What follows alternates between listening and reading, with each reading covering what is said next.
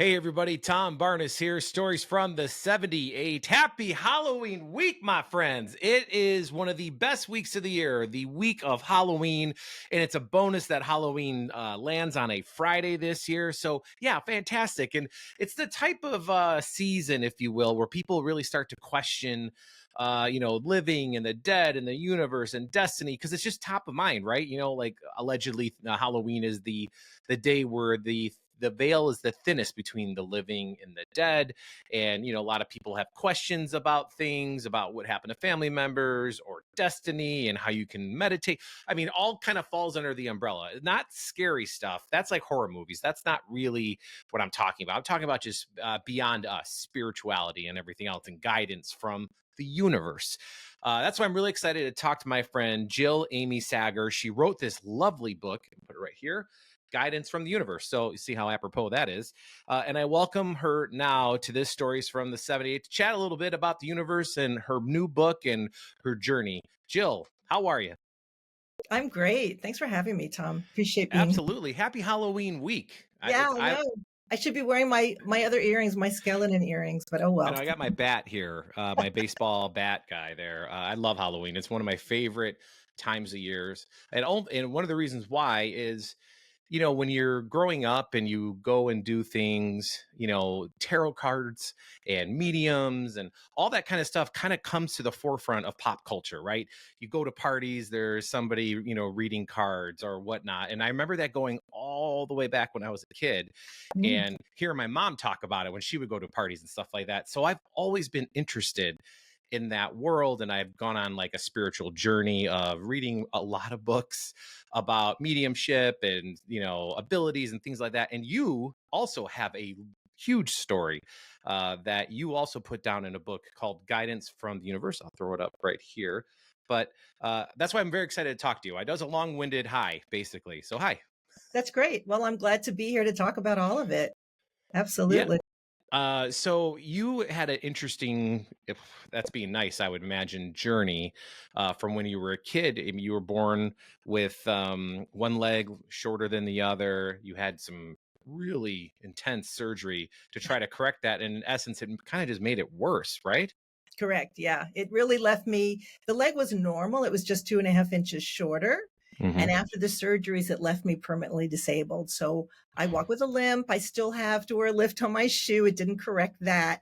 And I have limited mobility, knee, foot, toes. Yeah. Um, Ah, and because of all the hospitalizations I had from the ages of about 9 to 12, I ended up being in wheelchairs a lot and walking with crutches and braces. And I ended up with pretty severe scoliosis. So I ended up having to deal with that too. So yeah, it's been a lot of physical challenges. and that I imagine, just reading a little bit from your book, the obstacles that you face growing up. I mean, you grew up like in the Bronx, right? And you had to like get around New York City with all of that, and you had parents that weren't exactly they were hard on you, right? But they, in the way that they thought they needed to be, to, or at least partly needed to be, to get you ready for the world, because the world's not, in a lot of people's eyes, a kind place. Yeah, true that. I mean, for all of the lack of emotional support I didn't get from them, I also was so glad they didn't coddle me because I think I didn't want to be coddled. I mean, I just kept going. I'm a survivor and I just, managed and did whatever I needed to do to keep my life moving forward. Yeah. And I Being imagine that, independent, being independent. yeah. And I imagine, though, in that process of growing up, dealing with the surgery, and then I know the surgery that you had is where they kind of like braces, where they're all out of whack and they kind of tighten it down. They were kind of pulling your bone apart to then heal. Like, I know they do that kind of surgery even like overseas. For vanity sometimes now, more than anything, which is insane, but it's such a barbaric surgery in terms of you're literally stretching your leg out, or that's the idea of it. So I imagine that caused some trauma that you probably still deal with on some level to this very day, right? Well, yeah, I mean, I it was the it was the '60s. Hmm. This was not a common surgery. The common surgery was to shorten the other leg. That was more common, by putting in a plate or something to stop the growth. This was a little bit more, experimental, I'll say, at that time. And, I think the trauma for me that has stayed with me has more to do with the physical stress of everything. I think that that's really more of what I deal with as an adult. So I meditate, I do a lot of things to I exercise, I do a lot of things to get all of that out of my body because I do think that trauma as a kid, and this is research has backed this up, any kind of trauma as a child. And will stay in your body. And that's mostly where it is for me. And I just need to keep doing things to stay healthy and to release all that because, kid, I mean, it was a fearful time for me. Oh But, gosh. as a kid, I didn't focus on that. And honestly, I never saw myself as a victim. And I like that about myself, quite Yeah, it's frankly. awesome. It's kind of badass, Yeah. actually. Yeah. I'm a badass. Very, yeah, Okay. very ahead of your time in terms of, um, what we try to teach kids now that are growing up with trauma and, but that wasn't really talked about when I was a kid. And, certainly I can't imagine it was talked about when you were, but you kind of adopted that either by luck or by your parents being so hard. You mentioned that you didn't like, or you like the fact that they didn't coddle you. Because if they did, you could have ended up like the woe is me, type of person, which the world kind of gobbles up, right? Like it just is what it is. I'm sure you've met many of a woe is me type of person where you try to help them and you try to show them a different way. And it's like anything else, right? Somebody has to want to be in another spot than they are if the spot they're in isn't making them happy, right? That's really true. And I think it really comes something I've learned from the universe, we'll get onto that topic. Something that I learned from tarot and also from the universe is how we can without even realizing it, we can choose to suffer. Mhm. What you're talking about is suffering. It's self-inflicted suffering, and a lot of us choose that without even being conscious of it. But Yeah. it's not a healthy place to remain there. Physically, spiritually, emotionally, and a lot of us don't realize we have choice. Not to be that. I'm not saying it's easy to change that, but certainly we have to kind of, I think all of us start to ask ourselves, how much do we want to suffer from our past, our present? What can we do so that we feel like we're flourishing and we're not always a victim to or feeling so disempowered and angry and upset at the way that our lives are. That's just not a healthy place to be, no matter how our lives are, right? It's not about, I guess what I'm saying, it's not about, oh, I want more money, I want more this. It's like, no, how am I feeling about myself in this moment? That's what I have figured out for myself. That's what's most important to me. Yeah, you hit the nail right on the head of things I wanted to talk about just because I don't think anybody would be like, no, I don't want any more money. Like, I think if somebody was like, here, you want a bag of money, no strings attached, I think somebody would be like, sure. Like, and of course, money, it I would. seems to be that money will solve so many problems, right? So people always want more. But to the true essence, and I'm sure that you've learned this, and many people haven't, which is crazy. But it makes sense when you think about how people we perceive money and things like material goods. And you quoted a couple people. I think one of them was Socrates, where I think it was in the book where you mentioned that you can't judge your happiness by material things, but by I'm really paraphrasing. I can't exactly remember, but it was Yeah, I basically about can't what remember you have. either. I can't remember either. But it Well, was like be happy with what you have, not what you don't have. Don't focus on that, like that one thing will get you more. But I think everybody's guilty of it because it's just so easy to get in that habit of you saying, like, if I could just can get that extra money in my paycheck, or if I can just get that extra thing, then I'll be happy. And it's such a man, it is such a vicious cycle to get into because then you like, have those people that, they put their head down, they work really hard and they just will do nothing to get there. And then you look at other people who seemingly don't do that and good things happen to them all the time. And then you're just like, what am I doing wrong? But that's yeah. kind of the secret sauce is figuring all that out and being okay with where you are and where you're going versus what you don't have. Yeah, it sounds almost impossible or lofty, or like we're talking about some like high ideal that's impossible to understand or get to. I don't believe that though, because we do this. I think in general, I've been working with clients for 40 years, right? With tarot and channeling information, and I work this program for myself. And something that I've discovered over the course of time is that it's so easy for us as human in general. I'm generalizing. I've done this. I've been guilty of this.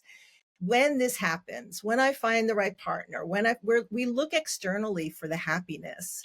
And I think all you and I are talking about is how happiness has to come from inside of me, because otherwise it's kind of a slippery slope when we do Mhm. that. And I, I had to learn that myself many years ago.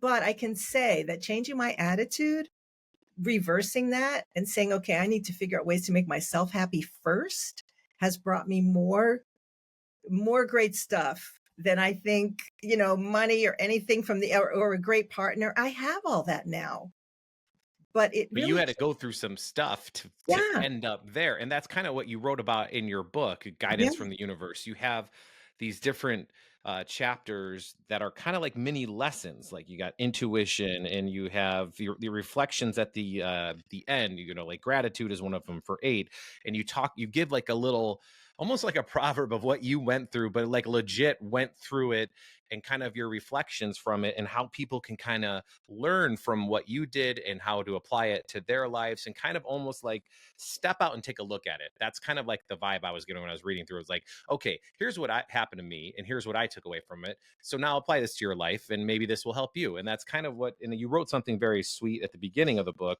where it was, I believe you wrote, I hope this book simply acts as a reminder.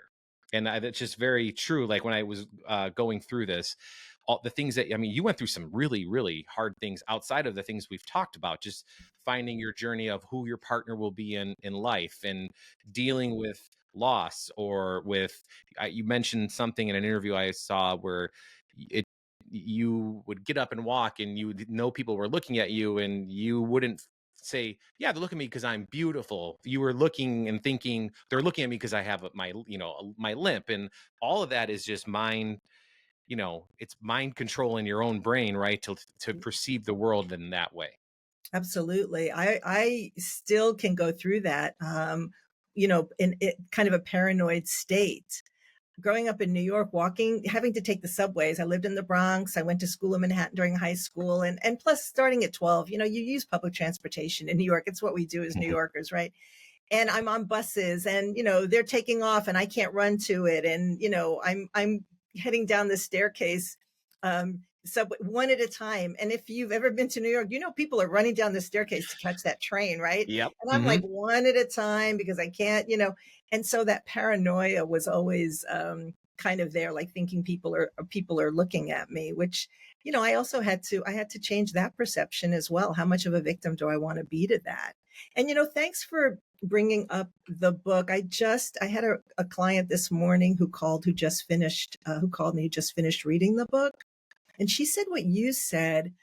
I'm going to be honest here, if I can be absolutely truthful. Please. Many years ago, and I was a professional hand drummer for a while, and I wrote an instructional hand drum book. And when I wrote that book, I was very clear about what I wanted people to get from it. And I got feedback that that's what they did. It made me very happy. When I wrote this book, Guidance from the Universe, honestly, I didn't know what people were going to get from it. And I think guidance's messages are in there. Of course, I thought, and what I mean by guidance is just this helpful universe that I downloaded information. As you said, there's 30 topics: money, time, suffering. And that stuff was very profound for me, and I've used it. When I wrote my stories, I just did it because I am a writer, and it just felt natural to do that. And then, of course, at the end, I thought, okay, I'll have a couple of questions maybe to help the reader figure out how they want to use the information.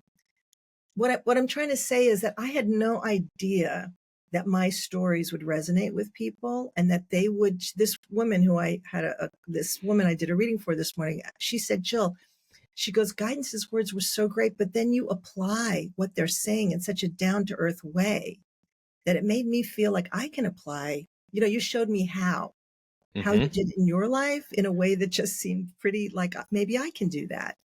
So I am just so grateful that people are finding inspiration or hope or some way that they too can understand that change is possible.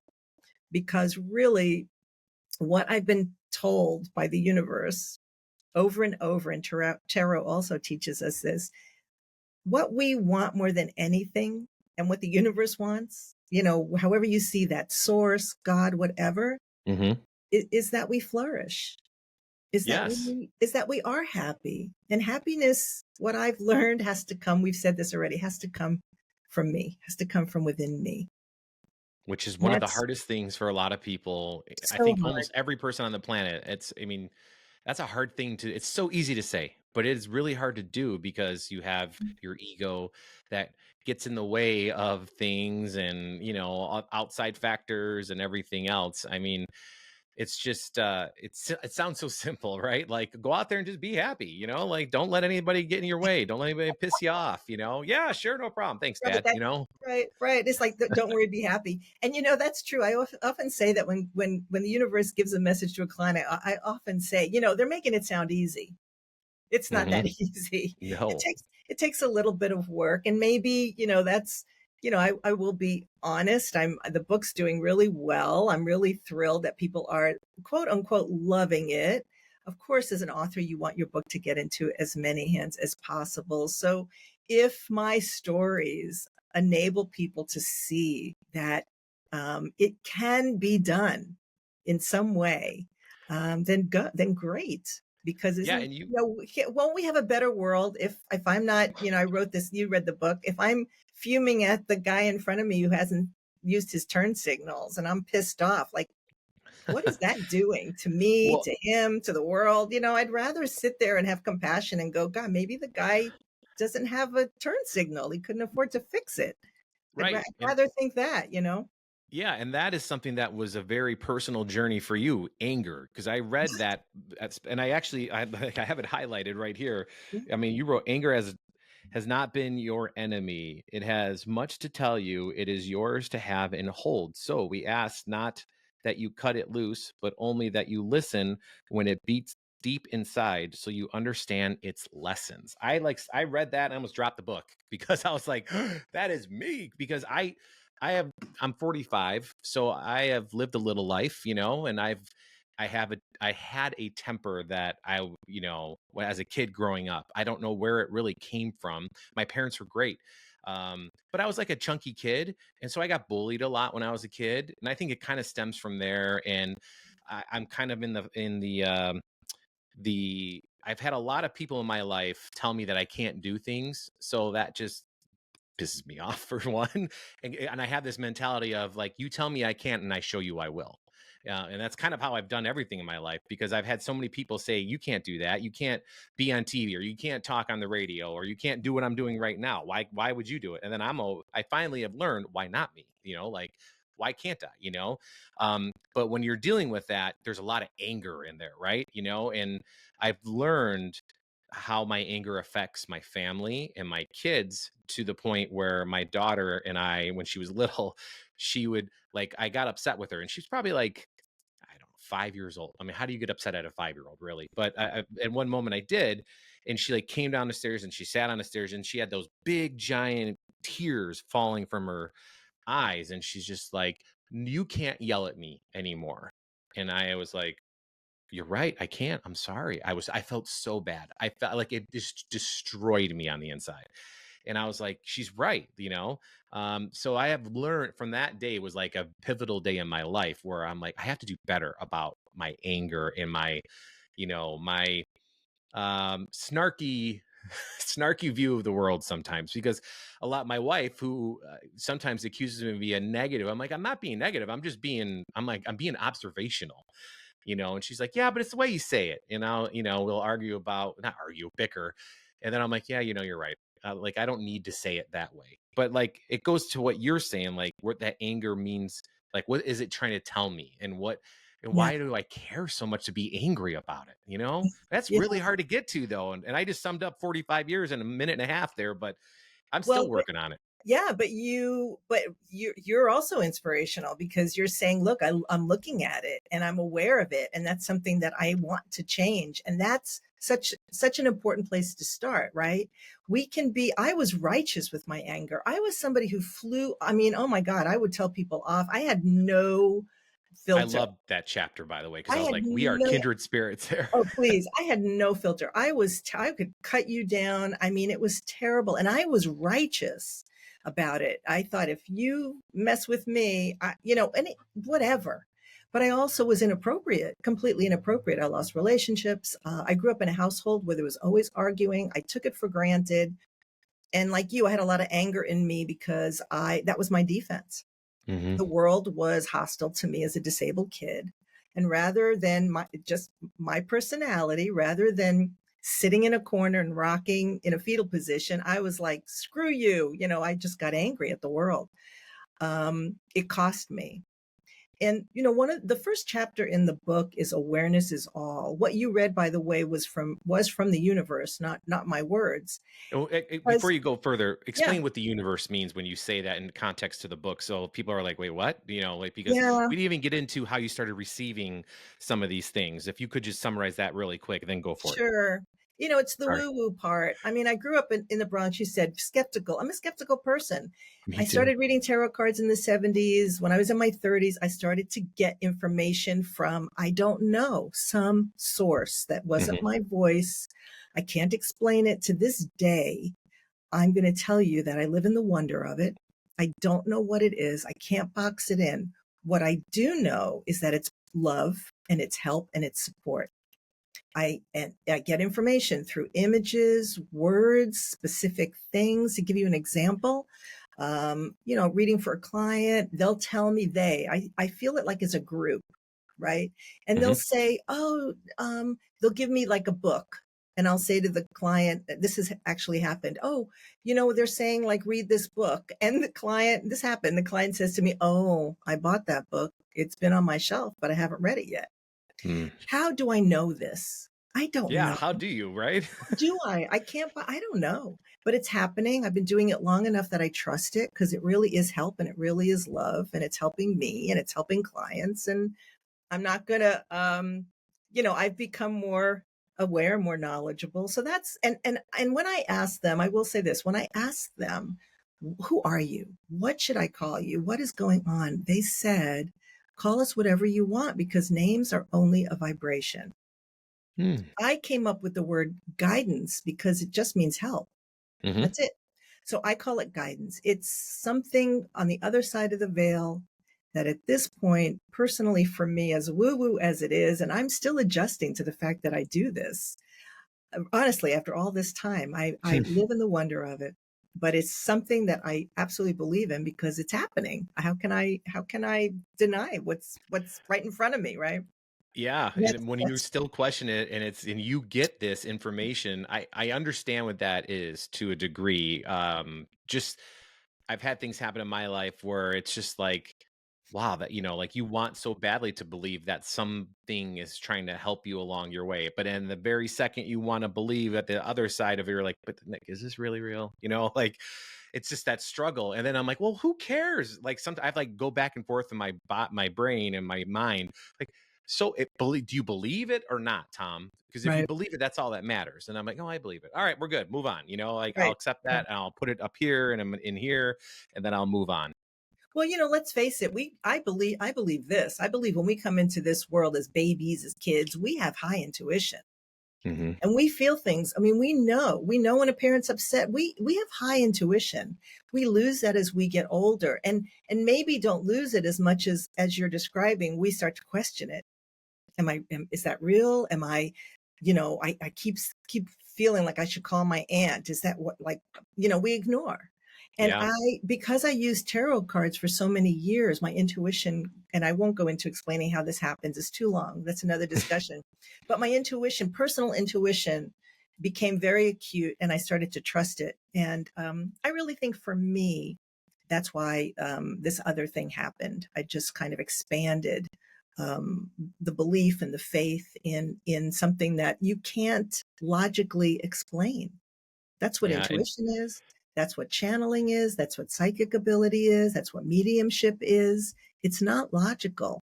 And let's face it, as humans, we want to know. We're very logically motivated. Yes. So, this other side takes a little bit of getting used to, as it has for me, and sounds like for you too.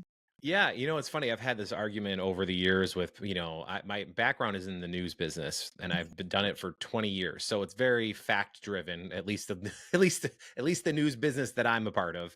Um, Fact driven, right? So when you start talking about this stuff, I've had people who are just so like, how do you believe that? Blah blah blah blah. And well, I'm like, are you? I'll ask them like, well, are you religious? And they're like, well, yeah, of course. And I'm like, well, so you believe in a God, or do you believe in Jesus? Whatever. Well, of course, I'm Jesus. Blah blah blah. They'll say that. And I'm like, that's allegedly as much of a stretch as this is. Like, you believe that happened, and we'll not get to religion, but I'll say it's a story that people have told, but and it's been written down in books over and over. How is this any different than that, when I'm like, where are these visions, or Yeah. this intuition coming from people that have the ability to do that? How is that any crazier than listening to somebody in a giant building tell you that you should abide by 10 commandments? I was like, think Yeah. about it, like, just think about it. I don't need you to agree with me, but just think about it, and sometimes I win those arguments, sometimes I don't. But if I tread lightly when you talk about religion, because people get really, you know, Yes, of course. but to me, this is my religion. I like spirituality and universe and meditating, all of it. To me, this is my true religion, because when I go to other things, I'm like, this just is, ugh, like, this isn't for me. I recognize it's for others, but this is to me. And like, when you wrote that, you mentioned that passage in the anger part was from the guidance from the universe. That Yeah. passage I read, right? Yeah. Yeah. And that whole thing, I mean, you and I are describing something that is non-traditional. Hmm. And I meet a lot of people who are gearing themselves and this way more and more, in this non-traditional way of experiencing the world, the universe. And when I say the universe, this other side of the veil thing that we can't explain, right? That in Hmm. traditional religions see as God. That's a word that people use, Yeah. or Buddha, or whatever. But the point is, it's not traditional, but more and more people are siding on this. They're moving away from traditional religion, finding their own path. But that makes it more difficult even to then explain, rationalize, defend. But I think that proofs in the pudding, I guess, is really the only thing we have at this point. And I Yeah. stay true. Stay true to what I'm experiencing and what I'm seeing is happening. And back to that anger. I do want to touch on that quickly, as you Hmm. brought it up again, because I thought, when I started working on my own anger issues, I really thought initially it was about letting go of anger, like never having it.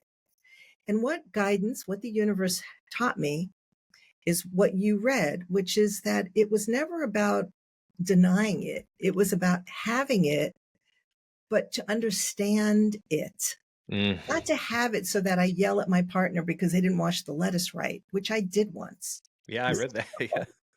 I mean, it was horrible. But to really understand for myself, what is that anger? Because below anger, there is something to learn. And when Hmm. I feel that anger and I sit and I meditate with it, it's usually pain. It's usually my pain. And here's a funny sidebar that happened in understanding anger. I also learned what true righteous anger is. Not the righteous anger I had, which is, I'm going to, if you slay me, I'm going to slay you. Hmm. No, Hmm. righteous anger is allowed. When somebody hurts you, really hurts you deeply, Hmm. you get sad, hurt, but you also have a right to feel anger. You do have that right. And letting go, I'm releasing that s- kind of anger, holding on to anger, guidance taught me, the universe taught me, is toxic. And I yeah. experienced this recently with a friend. She did something that was terrible. And I Mm, I'm didn't sorry. I didn't cut her down. I didn't have to do the old Jill using curse words. I was so calm, but I let her know that I was angry. And it has blown my mind that anger can come from such a calm place. When we're out of control with anger, I'm talking a lot about anger, but we're out of control with anger. We use our hands. We see red. I don't see red Mhm. anymore. It's like calm. That's I almost like a mean, this is, superpower to harness anger that yes, way. it's like it has blown my Mhm. mind. It's like, oh my God, I can feel anger, but I'm as calm as a cucumber going, Mhm. it's crazy. So I think I'm just telling you this story because I think I do, as long as, people are going to be listening, I want people to understand that when we transform ourselves, when we change ourselves, there are so many gifts that we can't possibly even know or understand. And I see them over and over in my own life every time I make a change that helps me to feel better about myself. I mean, I mind blown. I'm really happy that you said that about anger because it's such a almost taboo, nowadays. Like my kids, I have a 13-year-old, a 16-year-old, and a 11-month-old. Uh, And my son, he'll say things like, "That's not kind." And part of me is like, what did I even say? What are you talking about? Because in school, that's what they say now. Instead of saying, don't be mean to kids, or don't, like when kids are, bickering with each other, they're teaching them to say that's not kind. And um, something happened where I was angry, but not like off the rails angry, but I was angry. I was upset for something that happened that he did. And he's like, "You're not being very kind." And I thought about it, I'm like, I'm not trying to be kind. mm, You did this thing and it upset me, and I'm telling you why it upset me. That doesn't make me not kind. That makes you have to listen to what upset me, because my feelings are valid just as much as yours, because we have a thing in our house where we're not allowed to tell the other person how they feel because it happened, like my daughter will, you can't tell me how I feel. I'm like, you're right. I can't tell you how you feel. that's So I right. will listen to you. But it works with this guy here too. Like dad also has feelings. And so it's funny that you say that, because anger is such a thing that is so scared now.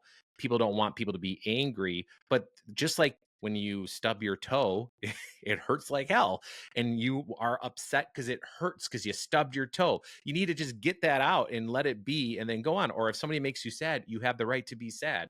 It's how you do and deal with that sadness or the happiness or the anger. I feel now more than ever, like validating that somebody is allowed to be angry that is just refreshing to hear for the first time in a long time. Now, Yeah. not being mean about it, but just Well, it's an it's emotion. yeah, I mean, all emotions are good. I mean, humans have the gift of emotion, and we have discernment. Animals have, I believe, maybe a plant. I don't know, but I'm sure plants might have. Who knows? But the point is, we can discern. We have our brains. We're smart. A dog might feel happy, but they're not thinking, "Oh, I'm happy because." I mean, they don't know. I don't think they No. really know. But my point is, unfortunately, because we see in the United States, I'm only going to speak for the United States, we see what anger is doing, that Mm-hmm. we are jumping, and here's my bias. I mean, you're interviewing me, I have a bias. Here's my Sure. soapbox. But we jump from, this is what we do, which I think is really missing the point. We see what anger is doing. So let's squash that. Let's figure out how not to have anger. Let's not do it. We're Hmm. missing a key. There's a thread here. Anger is going to exist. We can't just obliterate it. The point is, we have to teach ourselves, each other, our kids, how to have anger in a way that is appropriate. And I kind of keep feeling like we're missing something here, because look at what's going on in the world because of anger. And Hmm. rather than people taking responsibility and saying, what am I doing with that anger that's harming me and harming other people? We're just we're just expressing it all the time. And then we see that we're scared of it. It makes sense. And we go, okay, no, we have to do something about this anger. We're going to teach people, like, you can't have it. That's ridiculous. We're going to Right. have it. Right, Like how what do you we said. find the root cause of the anger? What's cause versus now it's like, "You hurt me, I'm gonna hurt you worse," you Well, know, and can't we yeah, I mean, it's really gets back to when I said the first chapter in the book is awareness and all awareness is all, and that's what, the universe told me, right? Because it's from that place, you've described it too, where I'm aware of what I'm doing to myself. How does it feel? I'm gonna say this, I'm gonna stick my neck way out, but I think everybody who has anger, the kind of anger you and I have admitted to having, Mhm. cannot feel good about themselves. Mm, I yeah. don't believe anybody who has that kind of anger, the kind that you had to deal with, the kind that I had to deal with, the kind that I think a lot of people have, where they're just I don't think anybody feels good when they get off of talking on the phone with a customer service representative who they've been yelling at. I don't think that person feels good about themselves. No, and if And they I'm do, saying that's another problem. right, but I think that's a small percentage. I think the majority of us are compassionate, are Mhm. loving, and I think it's unfortunate that we don't have the tools. We haven't had the tools to be able to look at ourselves and give ourselves that compassion and say, I don't feel good about myself. So is there something that I want to do to change that? So I don't have to go through that suffering again. That's really what it's about, self responsibility. And that, as you described, is not an easy thing to